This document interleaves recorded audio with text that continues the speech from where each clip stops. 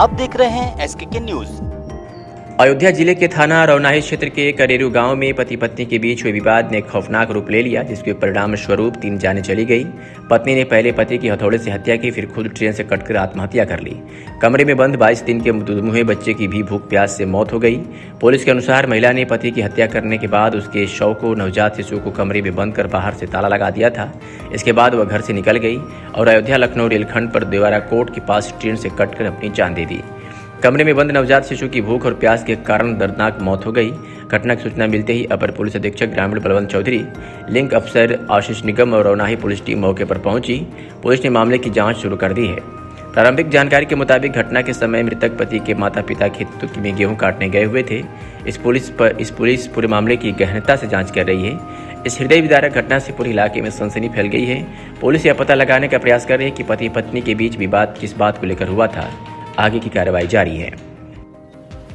कल रात में थाना रौनाही पर पीआरबी और जीआरपी के मेमो के माध्यम से सूचना प्राप्त हुई थी कि ग्राम देवरा कोट के पास एक महिला की ट्रेन से कट करके मृत्यु हो गई है। इस सूचना पर पीआरबी तथा स्थानीय पुलिस मौके पर पहुंची थी तथा शव की शिनाख्त संजू वाइफ ऑफ शिवा के रूप में हुई थी, जो कि घटनास्थल से करीब 2 किलोमीटर दूर करेरू गाँव की रहने वाली थी। शव को कब्जे में लेकर आवश्यक विधिक कार्रवाई की जा रही थी। तभी एक सूचना और प्राप्त हुई कि इस महिला का नवजात शिशु था जो कि नहीं मिल रहा है। इस सूचना पर उसी क्रम में पीआरबी तथा स्थानीय पुलिस वाले इस महिला के घर पर ग्राम करेरू पहुंचे। वहां पाया कि इस महिला का घर बाहर से ताला लगा हुआ था। स्थानीय ग्रामवासियों की मौजूदगी में जब ताला तोड़ करके अंदर प्रवेश किया गया तो वहां पर इस मृतका संजू के पति का शव पड़ा हुआ था, जिसका नाम शिवा है।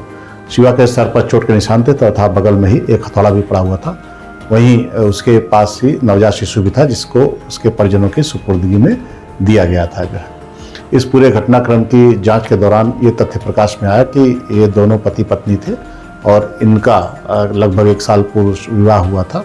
इन दोनों में आपस में झगड़े हुआ करते थे। कल भी इन दोनों को भी झगड़ा हुआ था, जिसमें जो संजू है उसने अपने पति के सर पर चोट पहुँचा करके उसकी हत्या कर दी थी तथा खुद भी ट्रेन के आगे कूद करके जान दे दी थी। इस पूरे प्रकरण की पुष्टि इस बात से भी होती है कि मृतका के पास एक सुसाइड नोट मिला है, जिसमें उसने इस पूरी घटना का जिक्र किया है तथा उसके पति और परिजनों द्वारा सताने का भी आरोप लगाया है। एक सूचना सुबह प्राप्त हुई कि जो वो नवजात शिशु था उसकी भी मृत्यु हो गई है। उसके शव को भी कब्जे में लेकर आवश्यक वैधानिक कार्रवाई हेतु भेजा जा रहा है।